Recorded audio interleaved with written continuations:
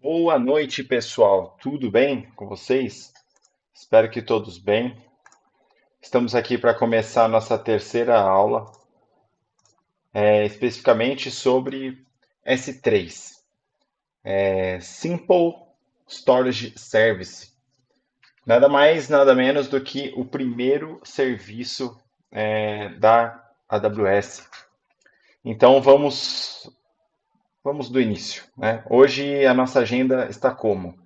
Teremos, primeiro falaremos sobre a forma de acesso do serviço. Na aula passada nós vimos como criar uma conta na AWS, na parte prática da aula. Então, se você tem dúvida, se você não viu, volta na aula anterior e vê como é que faz para acessar, né? Como é que é a conta da AWS. E aí cria a sua, mas não existe somente essa forma, né? Eu falei apenas ali na aula passada sobre a console. Não existe somente essa forma, existem outras formas que a gente vai ver agora nessa aula.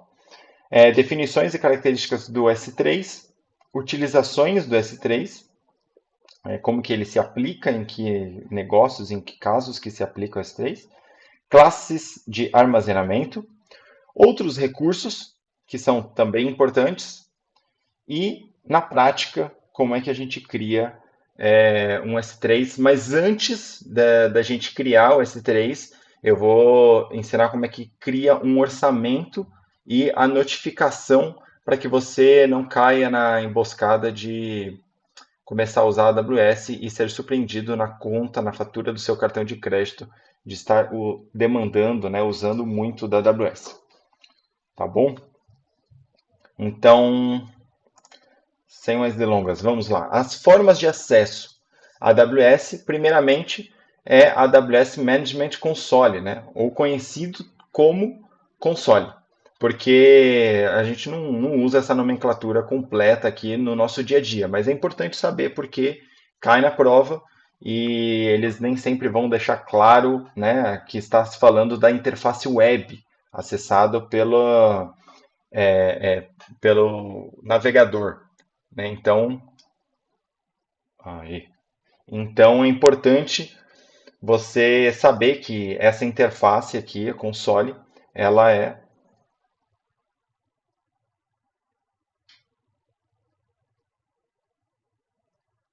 fraquejou a conexão aí, gente. Voltamos. É importante você saber que essa console ela é acessada através de uma interface web, né? E se você quiser ler um pouco mais sobre o assunto, e eu indico, leia diretamente do site da AWS sobre esse produto, essa ferramenta, né, que é uma das mais importantes, primeiramente, porque você começa acessando por ela. A AWS CLI, ou Command Line Interface, é o que possibilita nós utilizarmos os recursos da AWS por por linha de comando, né? Se você já viu aquela telinha preta do Windows com as letras brancas, é mais ou menos assim. Então, possibilita você fazer o provisionamento de infraestrutura ou de qualquer outro serviço da AWS por linha de comando, sem a necessidade de entrar numa interface web e tudo mais. Isso abre uma janela ali de oportunidade já para começar um pouco na questão programática, né, da cloud. Então você consegue montar scripts que provisionam determinadas coisas, ou excluem, ou desprovisionam por linha de comando. E aí, com um simples clique, ao executar esse script, ou esse script ser chamado por uma rotina, ele já faz aquelas instruções na cloud.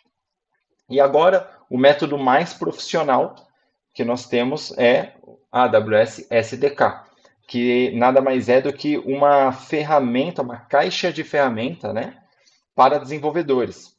Então, essa caixa de ferramenta, ela possibilita você a fazer todo o gerenciamento da cloud, provisionamento de recurso por linha de código, diretamente através de uma linguagem de programação, por Java, por .NET, JavaScript, Go. Tem aí uma infinidade de linguagens que podem ser utilizadas para programar e utilizar os recursos da AWS diretamente de código de programação. Então, para cada linguagem, aí é preciso baixar umas bibliotecas para você começar a brincar. E aí, eu coloquei aqui o link da caixa de ferramentas, tá bom? Para caso tenhamos aí alunos mais avançados. Então vamos lá ao produto S3, Simple Storage Service. Quando a Amazon começou a utilizar Cloud Computing, o primeiro produto da Amazon foi esse, né? Simple Storage Service. Nós conhecemos esse produto no nosso dia a dia semelhante a um Google Drive ou o OneDrive da Microsoft ou tinha um que se chamava Box, Drive Box, alguma coisa assim, que nada mais é do que armazenamento de arquivo, né? Então nós vemos aqui as definições. Na AWS, né, a gente conhece como, no mercado a gente conhece esse produto como bucket, tá? Ele se chama S3, Simple Storage Service dentro da AWS, mas no mercado é bucket. Então, cada vez que você utiliza esse serviço, você está criando buckets, ok? Nada mais é do que storage sob demanda, tá? Imagina que você precisa de um lugar para armazenar os seus dados e aí você vai pagar sob demanda, somente sobre aquilo que você usa. Se você usa até 5 gigabytes, você não paga nada. A partir do momento que você usa mais do que 5 gigabytes, você é cobrado ali sob demanda. Informações importantes. Você consegue acessar esse serviço via console, né, a AWS Management Console, via CLI, ou Command Line, ou SDK. Pelos três tipos você consegue acessar. Eu poderia colocar um asterisco aí, porque dentro desse produto nós temos ali classes de armazenamento. E dessas classes de armazenamento tem uma classe específica que não dá para acessar via console. Tá? Nós vamos falar sobre isso mais para frente. A durabilidade dos arquivos ali dentro, elas são de 99,99999. São são 11 noves, né? 9 noves depois da vírgula. Então, cara, é muito 9. Isso é basicamente para dizer que a durabilidade do arquivo ela não é infinita. Né? Para você não dizer que ela não é infinita, você diz que é 99,99999. Então isso é a durabilidade. Então se você não excluir o arquivo, ele vai ficar lá quase que para sempre. Né? Então a AWS garante isso muita segurança. E a disponibilidade é de 99,99%. Isso considerando o produto S3 com maior disponibilidade.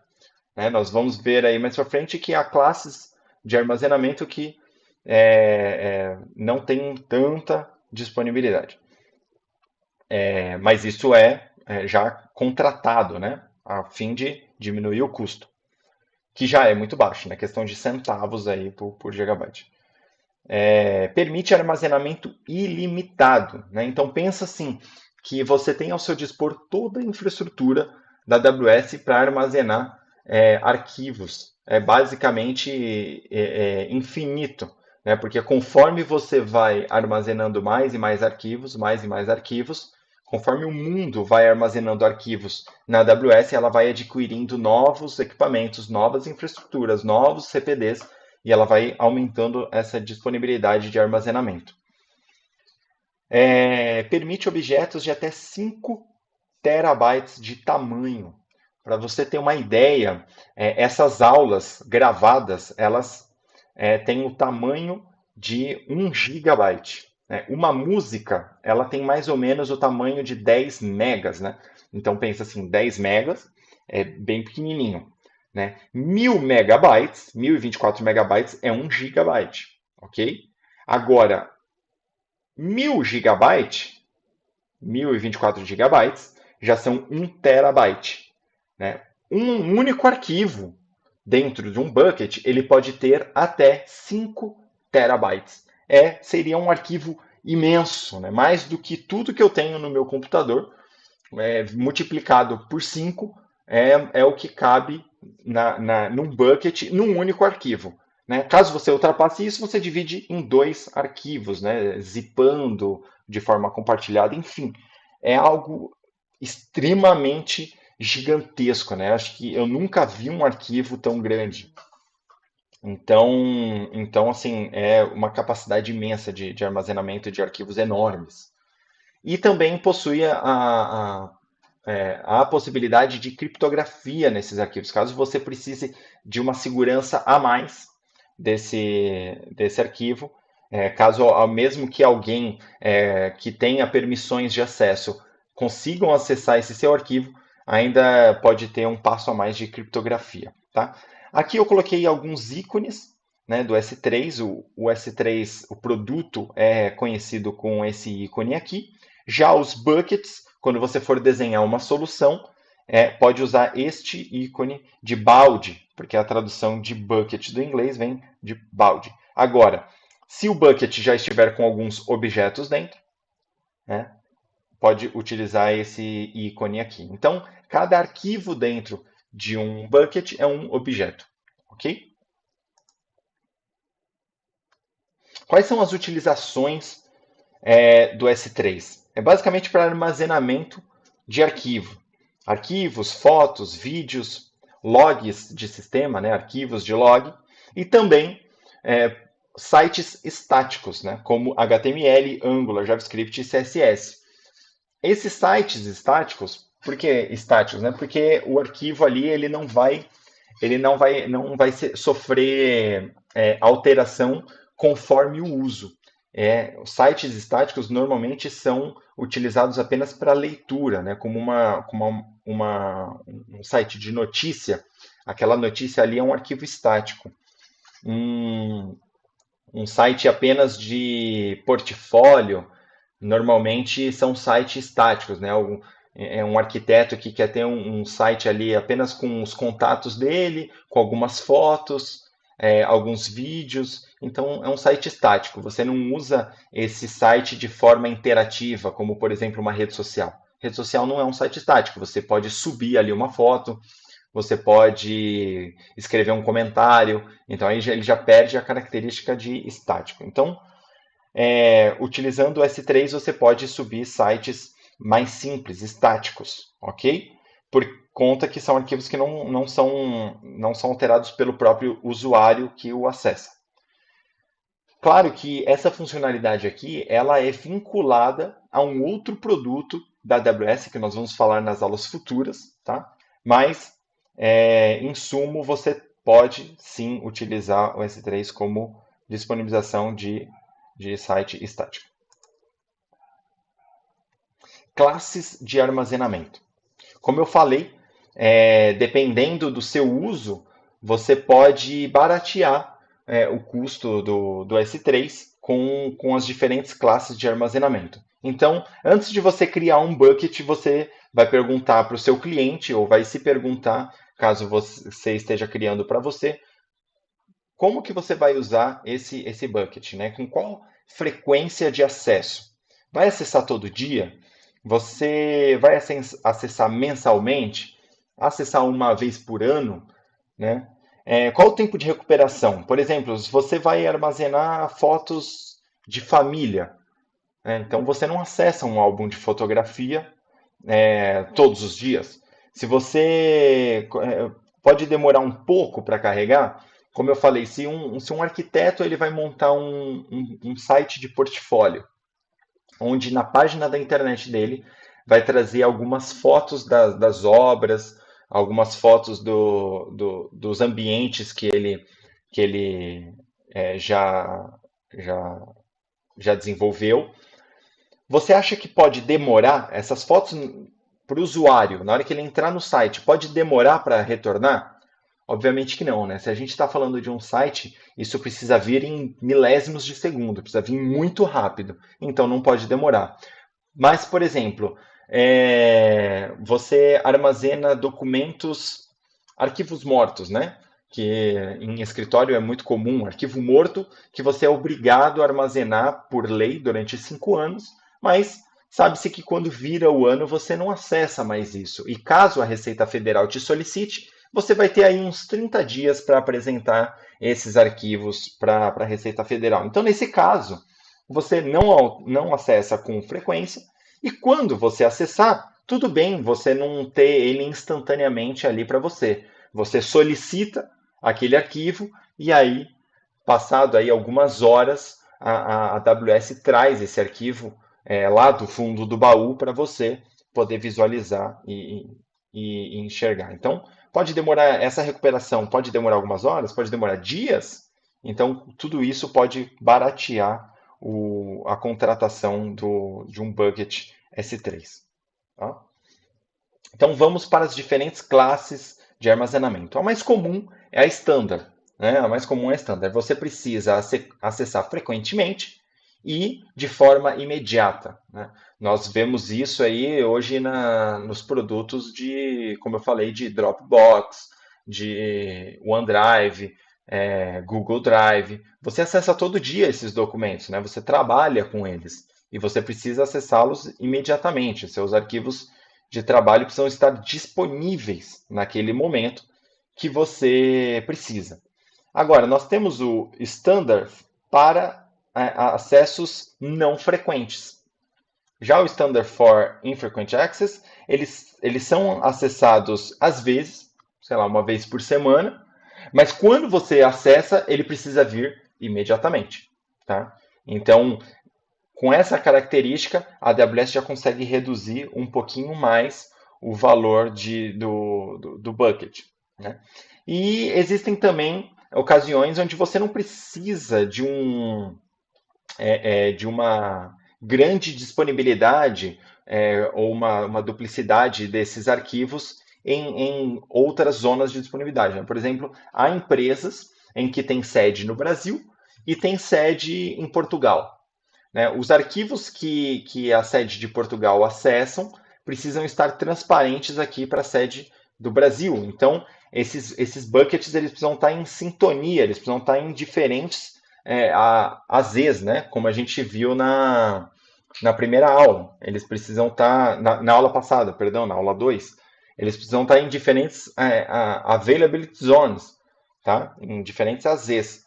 Nesse caso, eles não poderiam usar o One Zone Infrequent Access, né? Porque esse bucket ele tem a característica, essa classe de armazenamento, ela tem a característica de estar em uma única zona de disponibilidade, ok?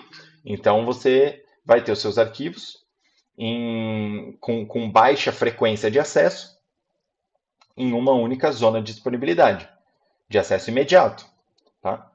Então isso torna o custo um pouquinho menor também. Nós temos o Glacier, o que seria isso, né? Os congelados, os arquivos congelados, né? Então imagina que, como eu falei, você tem um negócio onde você precisa armazenar durante 5 anos arquivos para a Receita Federal. Caso você caia um dia na malha fina, ou caso a Receita faça uma investigação, você precisa ter esses acessos, mas você nunca vai acessar. Se não for esse caso esporádico, por questões de legislação, você nunca vai acessar. Nesse caso, então, o produto certo para você seria o Glacier, que ele vai fazer o armazenamento desses dados em discos, possivelmente até offline, né? Então, quando você solicitar esses arquivos, a AWS vai pegar esses discos, montar, encontrar e te retornar. Né? Então, isso vai gerar um esforço. Por isso que a forma de cobrança desse produto ela é até um pouco diferenciada. Ela é bem baixa no quesito armazenamento, mas ela te cobra o download. Toda vez que você solicitar um arquivo, ela vai te cobrar um download, porque há um esforço maior da AWS na hora de encontrar esse arquivo, montar ali o disco e disponibilizar para você. Então, definitivamente é para acesso não frequente e acesso não imediato. Pode demorar até horas. Usado para backups e archiving e logs, né, de sistemas. Né, coisas que vão ser acessadas quase que nunca. Agora tem o Reduced Redundance. O que seria isso? É redundância reduzida. Esse presta muita atenção nesse produto, né? Porque ele é muito peculiar, ele é muito específico para alguns tipos de negócio e até, de certa forma, difícil de explicar. Já me deparei com professores de AWS que explicaram de forma errada, né? Explicaram bem, mas na hora de dar um exemplo prático, não deu um exemplo bom, né? Deu um exemplo errado. Então, assim, vamos lá. Ele é uma classe de armazenamento de acesso frequente e imediato. Porém, ele tem uma característica. Ele não possui é, é, criticidade, né, no seu armazenamento. Então, pode ser que em determinado momento o seu arquivo ele não esteja ali, né? Ele não pode ser usado para arquivos críticos. Mas como assim? Eu vou armazenar, eu vou ter acesso frequente, acesso imediato, mas isso não é crítico. Então, imagina só, você tem um relatório semanal. Esse relatório semanal é extremamente usado, né? Tem uma equipe de vendas, tem equipes de vendas do Brasil todo que utilizam esse relatório semanal. Só que esse relatório semanal ele requer muito processamento, né? Ele pega as vendas do último mês e consolida e faz uma série de cálculos nessas informações para disponibilizar esse relatório, né? Tem muito dado calculado, né? E a gente sabe que dado calculado não se armazena, a gente se calcula, né? Só que a partir do momento que sai esse relatório, há diversos acessos de diversos pontos do Brasil, diversas equipes de venda do Brasil utilizam esse relatório. Então ele tem alto acesso, alta frequência de acesso, e ele precisa ser retornado imediatamente. Se cada equipe que fosse acessar esse arquivo gerasse um novo processamento para calcular de novo, né, aquelas informações e retornar na tela, isso teria um grande custo de processamento.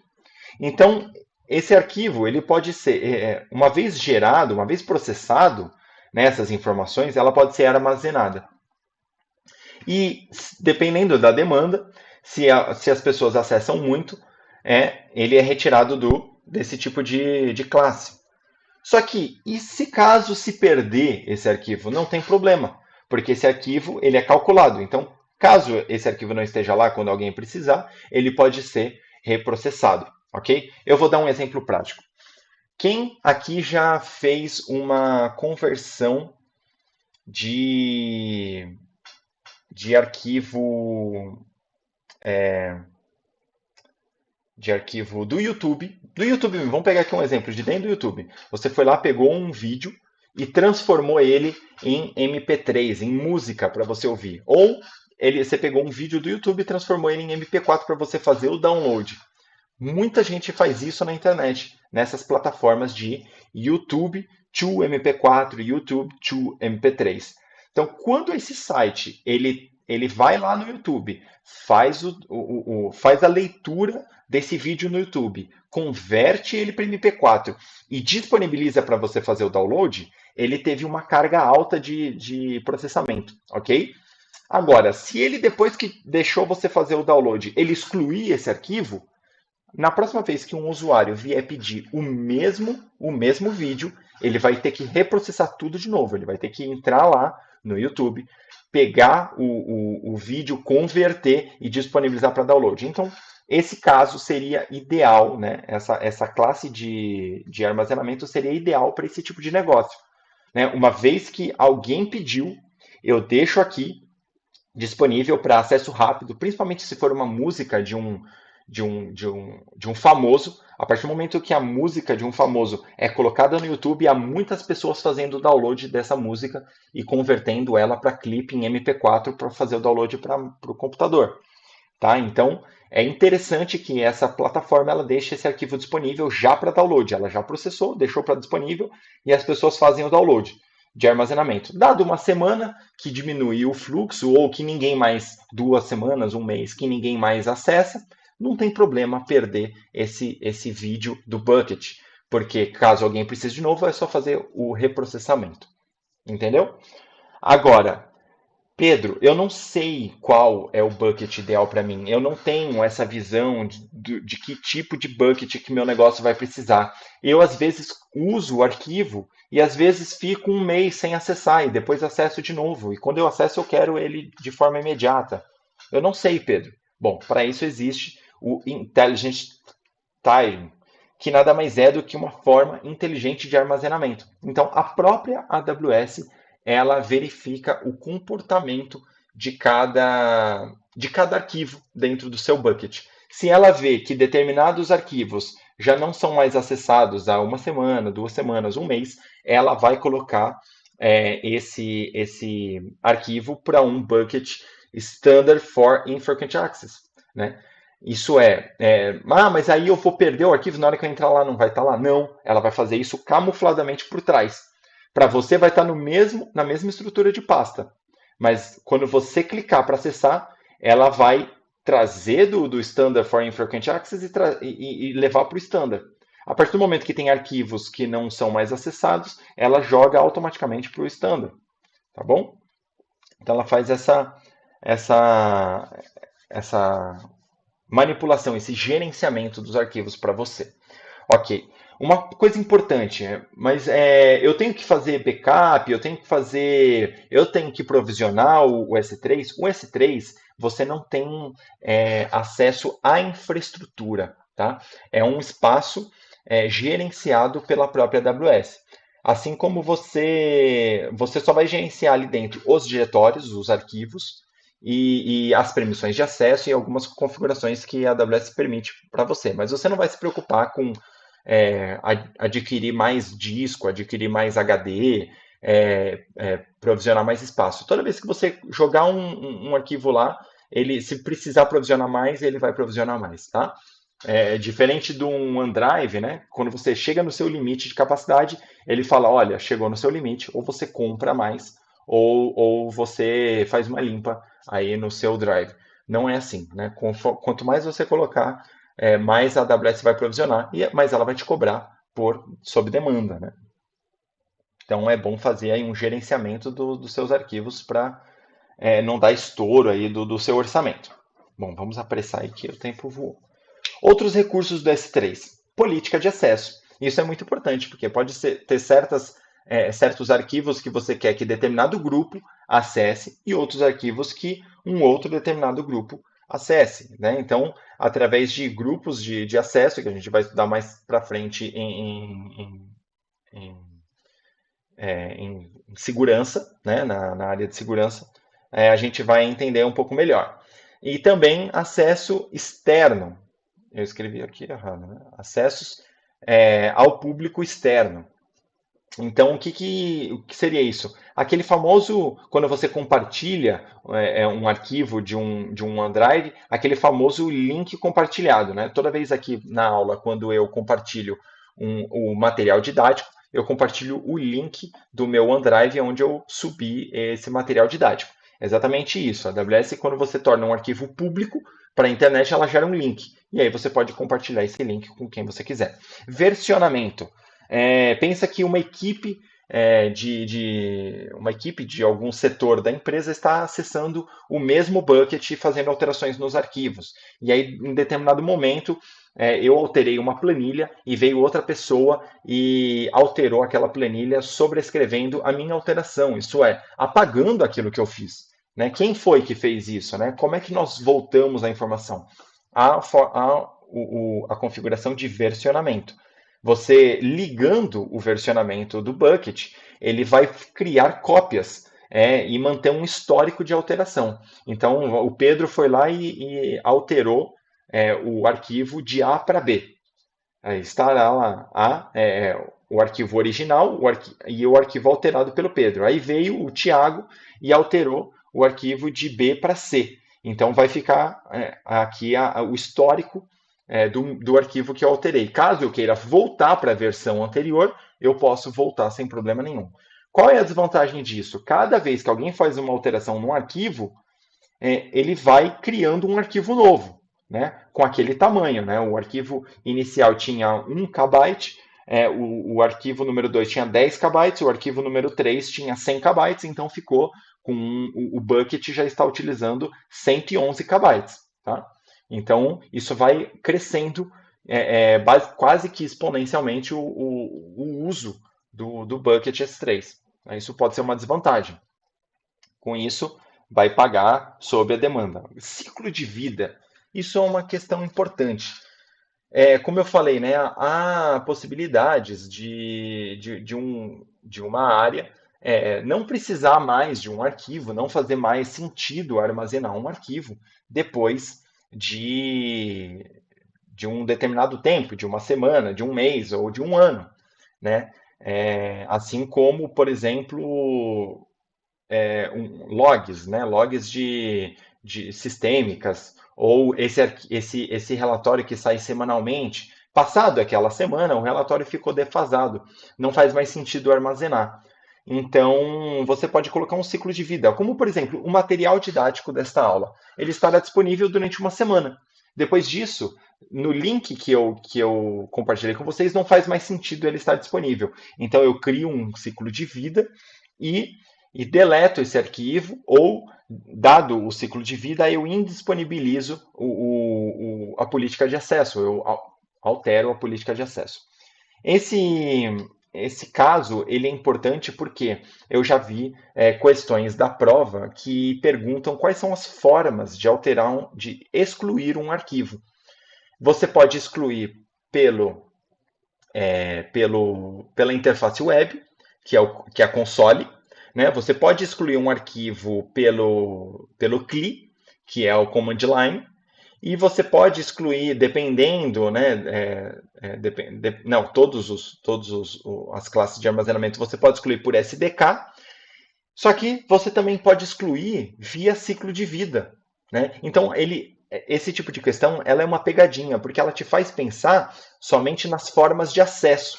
Mas ela não está perguntando só sobre as formas de acesso. Ela está perguntando se você entende também sobre os recursos do bucket, né?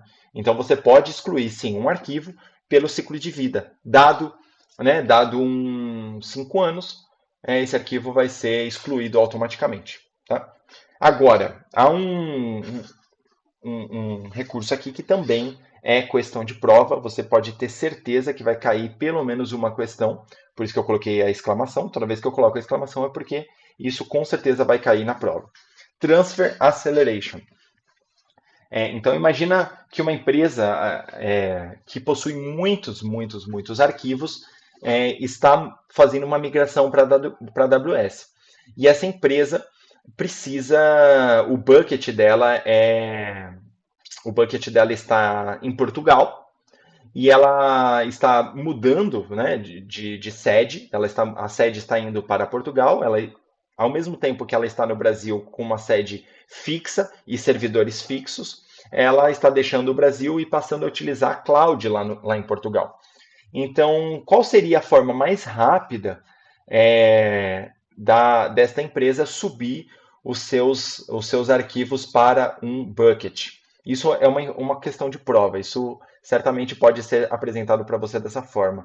E a forma mais rápida é utilizando o Transfer Acceleration. Por quê? O Transfer Acceleration ele vai utilizar os pontos de acesso local, né? Os Edge Locations.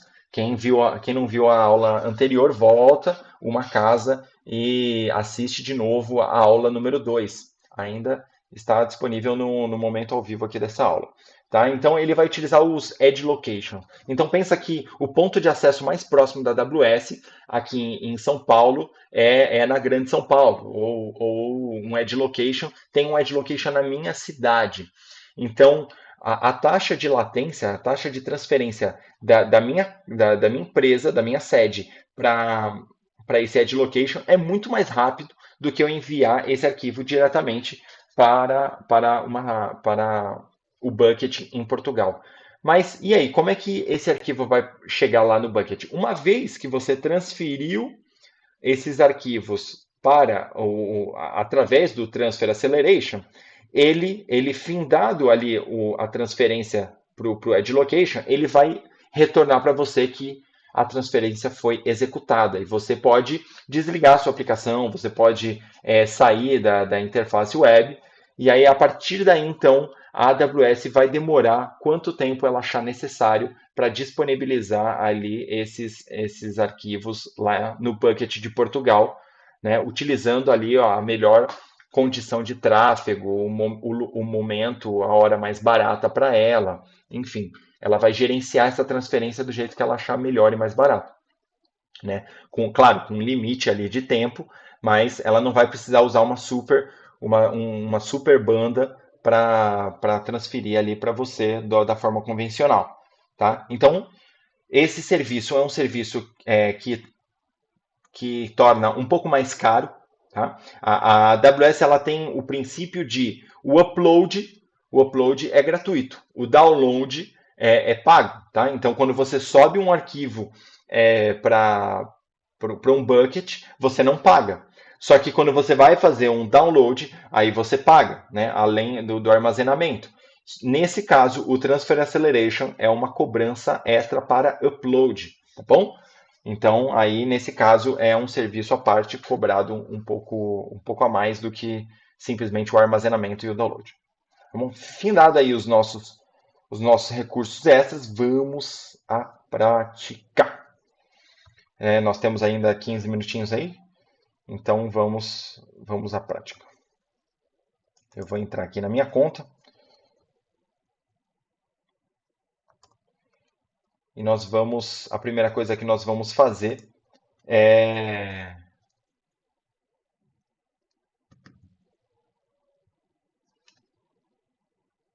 Deixa eu abrir aqui o meu Authenticator. Quem fez a lição de casa sabe a melhor forma mais segura de entrar na AWS, que é utilizando o MFA. Isso é questão de prova, viu? MFA. Quem utiliza MFA tem dupla autenticação. Então, aqui eu entro, né, com... Cara, eu sempre erro isso de início. Beleza. MFA. Conta pessoal. Beleza. Então aqui estou na minha conta. Tá? Estou aqui na minha conta AWS. A primeira coisa que nós vamos fazer é configurar o nosso orçamento, né? Nossa billing.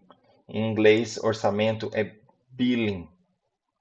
Então aqui, beleza. Entramos aqui na console de orçamento. Por que que isso é tão importante? Porque já tive amigos que foram surpreendidos aí com uma fatura de 500, 600, R$ 1.000 num determinado mês porque esqueceu de desligar um recurso, né? Um dos benefícios da gente utilizar os recursos na AWS que você paga sob demanda, você só paga aquilo que você usa, né? Em compensação, quando você está utilizando para estudo, você não está acompanhando diariamente, né? Às vezes estuda durante uma semana e depois esquece e não usa mais, aí então você acaba deixando um recurso online e aí você vai acumulando esse custo, né? Então aqui nós entramos no faturamento e aqui nós temos o Cost Explorer. A primeira coisa que nós vamos fazer é configurar um budget, né? Isso é, um orçamento. Olha só, eu já tenho um orçamento criado, mas eu vou criar com vocês. Custo de orçamento recomendado, né? Aqui nós temos alguns tipos de orçamento. Então, vale a leitura aí mais para frente.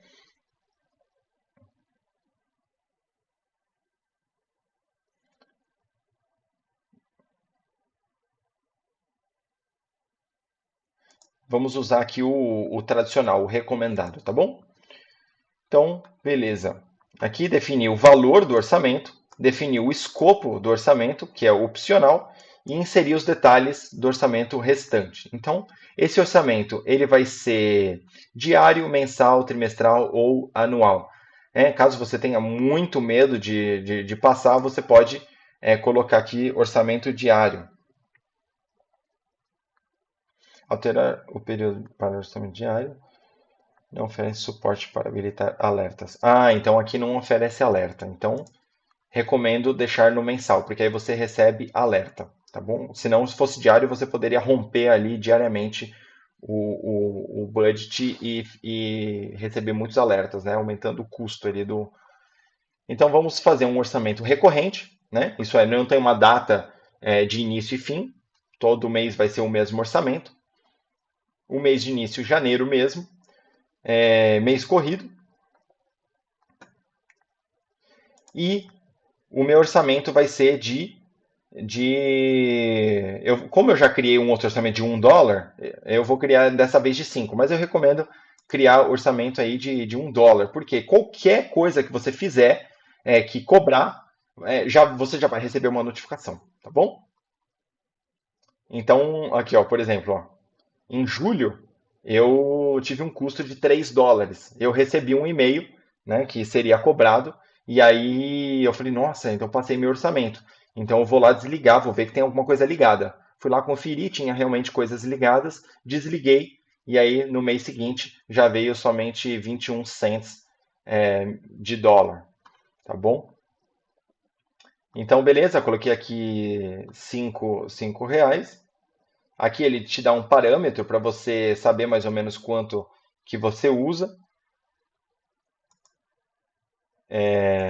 Algumas outras formas de pagamento. O nome do orçamento. Então vou colocar aqui Cloud Computing curso. Tá? Curso Cloud Computing.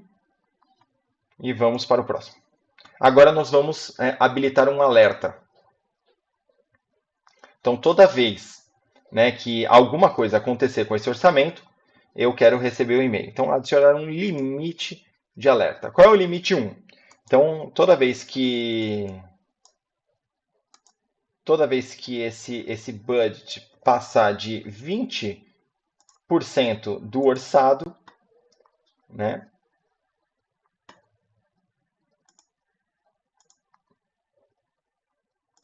Ó, ainda tem a opção de você habilitar o previsto, né? Como você contrata ali os serviços, a AWS já vai te dando uma previsão de uso, uma previsão de quanto que vai fechar no final do mês. Se você selecionar o atual, ele vai esperar fechar, tá? O seu consumo, não fechar o mês, mas bater de fato o consumo real para te alertar. Ó, você passou 20%. Agora, a partir do momento que eu for previsto, então já alerta. Então vamos criar primeiro um alerta, né, de 20% atual. Ó, então aqui eu vou mandar um e-mail falando: você passou de 20%. Consumiu $1, né? Porque o meu budget é de $5. Então, esse primeiro endereço de e-mail. Ah, eu destinatário, gente. Aqui é o destinatário. Então, pedro.salvador@outlook.com.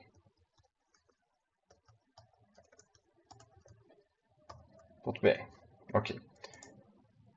Alerta da Amazon SNS. Não tem custos iniciais. Você paga com base no número de mensagens que publica, o número de mensagens que entrega e em quaisquer chamadas APIs. Bom, no caso aqui eu não tenho nenhum serviço SNS, a gente vai estudar ainda sobre esse serviço. SNS é habilitado, tá? Então não adianta. Chatbot Alerts. Também não tenho chatbot alerts adicionados, né? Eu posso vincular com o Slack, eu posso vincular com algum chatbot da própria AWS, com a Amazon Chime. Não tenho, gente. Então, vai ser por e-mail mesmo, tá? Somente por e-mail. Beleza.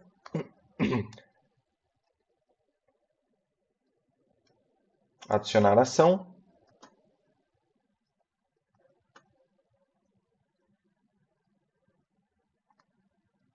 Não tenho também nenhuma ação. O que que eu poderia fazer? Vamos supor que eu crio um alerta, né, específico de uma série de produtos S3, que quando o S3 ele bate, sei lá, 50 GB de armazenamento, eu poderia startar uma função, alguma coisa que fizesse uma limpa, né, que pegasse talvez os arquivos mais velhos e deletasse, uma função que pegasse os arquivos, os maiores arquivos, né? Aquele exemplo do vídeo do YouTube que eu dei. Então, quando bate uma certa capacidade já daquele bucket, ele pega os maiores vídeos e exclui, né? Para livrar armazenamento. Mas eu não tenho nenhuma função aqui configurada, então ficou por isso aqui mesmo. Não vou ter nenhuma ação. A minha ação vai ser manual. A minha ação vai ser logar na minha conta e ver o que está consumindo dos meus recursos, né? O que mais está consumindo, beleza? Então, aqui finalizamos aqui o primeiro alerta, né? Então, eu vou criar um outro alerta.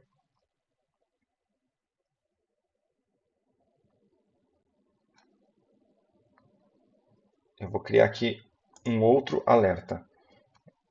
Alerta 1, adicionar limite. Eu vou criar aqui um alerta de 50%, né? 50% de uso. Então, aqui, Pedro. Só que dessa vez,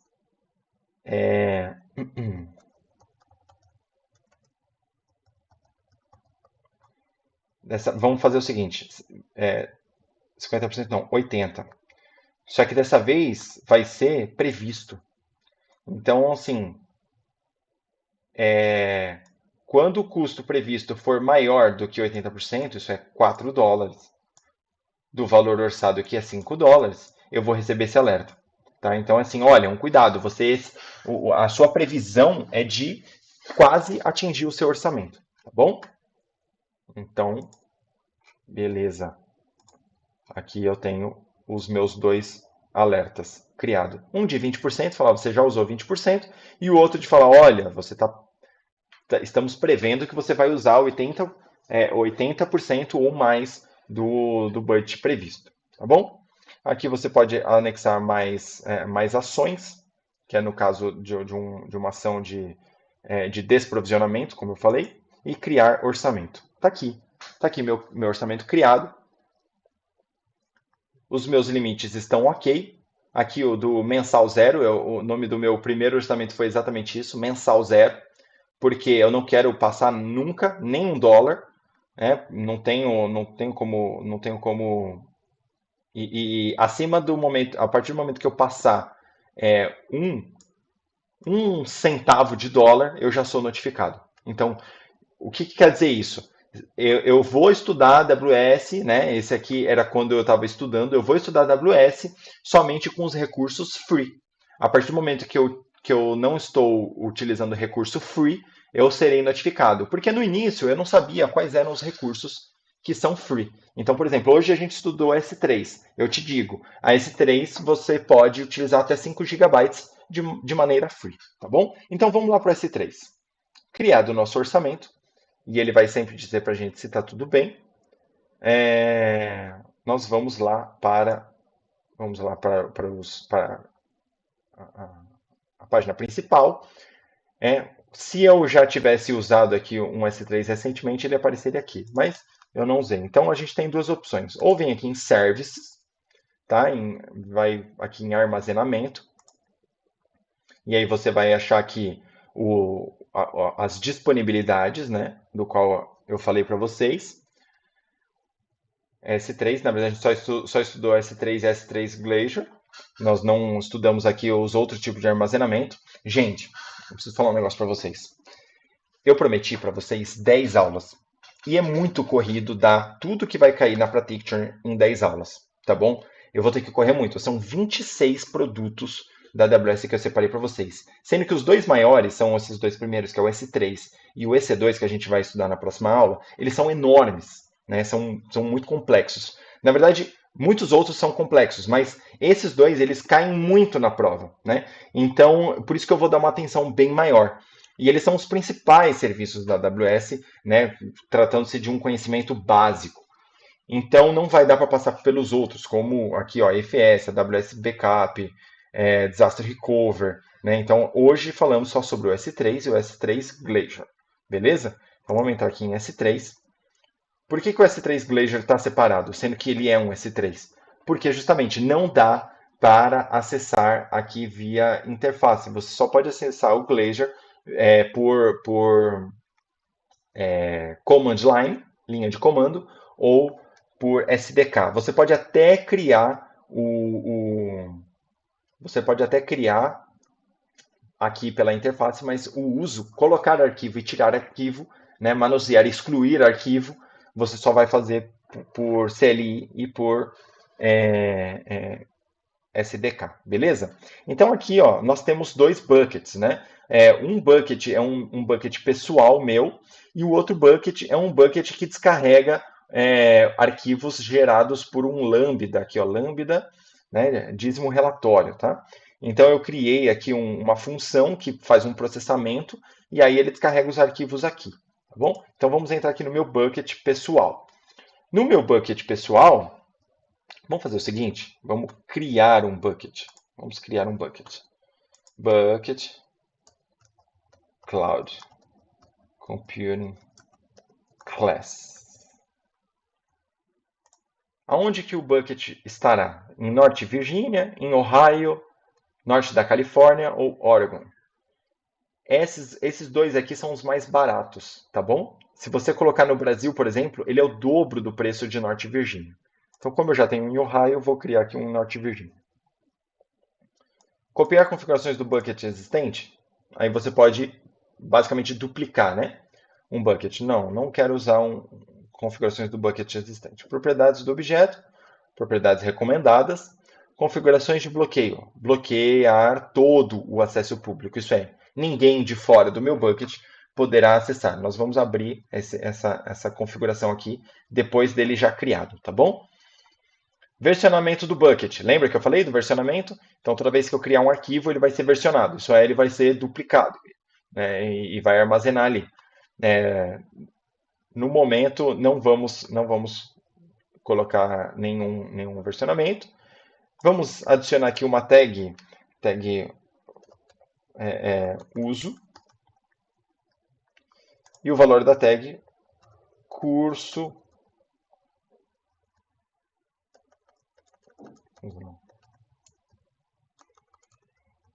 Cloud Computing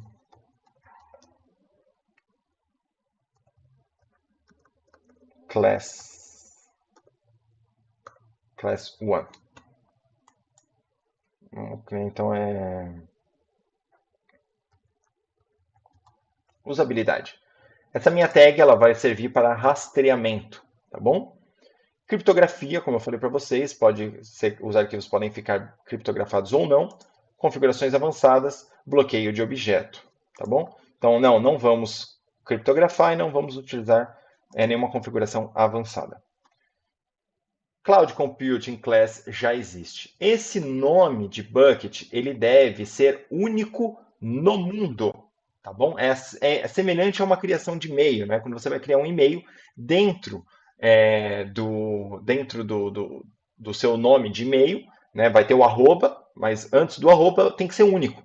Por quê? Isso vai poder ser acessado pelo mundo todo, caso você abra isso para o mundo. Então, vamos ter que criar aqui um nome personalizado, um nome Cloud Computing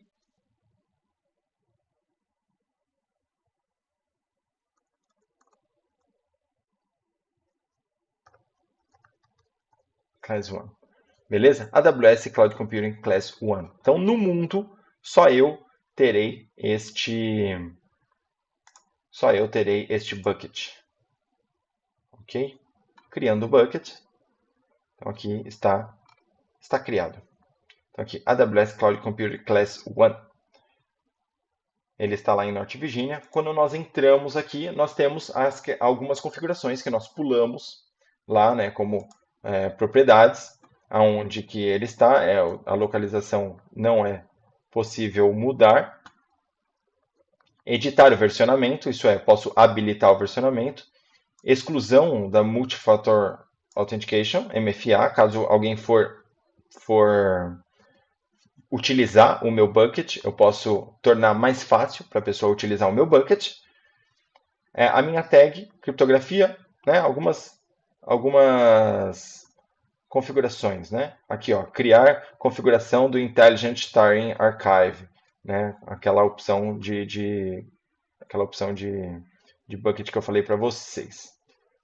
Registro em log, eventos dados da CloudWatch, a gente vai ver mais a respeito de CloudTrail, notificações de eventos, Transfer Acceleration, olha aqui, ó, que eu falei para você, bloqueio de objeto, pagamento pelo solicitante. Ó, lembra que eu falei para vocês que download é pago e upload não é pago?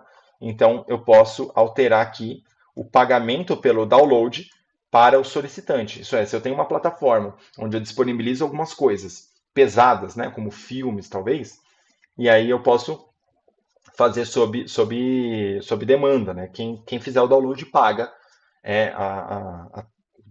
a transferência lá, o download. Hospedagem de site estático, né? Aquilo que eu também falei para você, que o S3 pode ser usado como como hospedagem de site estático, HTML, CSS, JavaScript,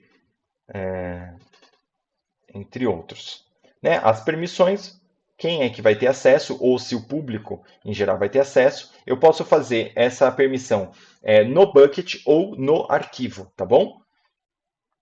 Então, se o meu bucket está acessível, mas o meu arquivo não está acessível, então ninguém acessa. Né? Ou eu posso ter um arquivo acessível, mas um bucket não, então também ninguém acessa. As métricas de uso, né? Gerenciamento, pontos de acesso. Caso eu crie pontos de acesso, eu estou dividindo eles em outras AZs, múltiplas AZs, né? Como eu falei daquele caso de Portugal e Brasil, né? Eu posso ter um bucket que compartilha ali as informações e tem baixa latência nesses dois ambientes, tá bom? Então aqui eu vou basicamente subir um arquivo. Deixa eu criar um arquivo aqui.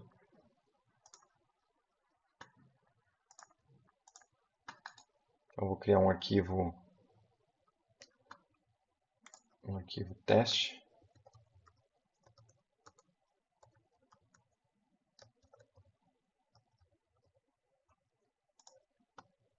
E aí eu vou subir objetos. Carregar. Então eu vou carregar o meu arquivo. Adicionar arquivo. Aqui, ó. Teste AWS Bucket. Eu não escrevi nada no arquivo. Mas eu posso. Vou.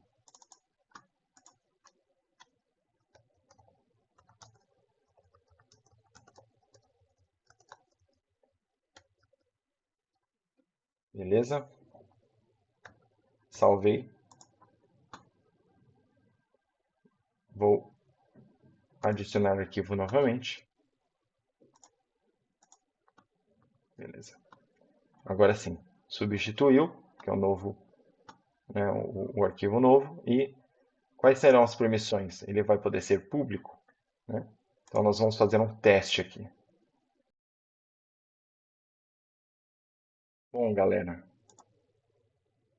vamos encerrando aqui. Criem os seus budgets, tá?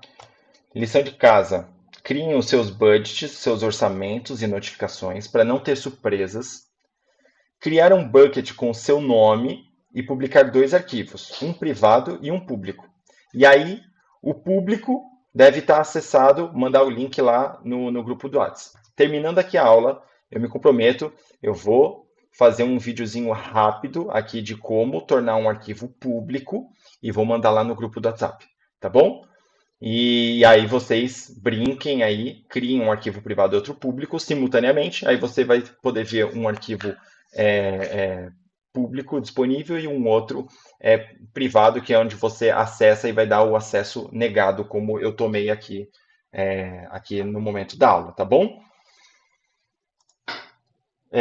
Como estamos aqui de dúvidas, deixa eu abrir o chat. Falou, pessoal.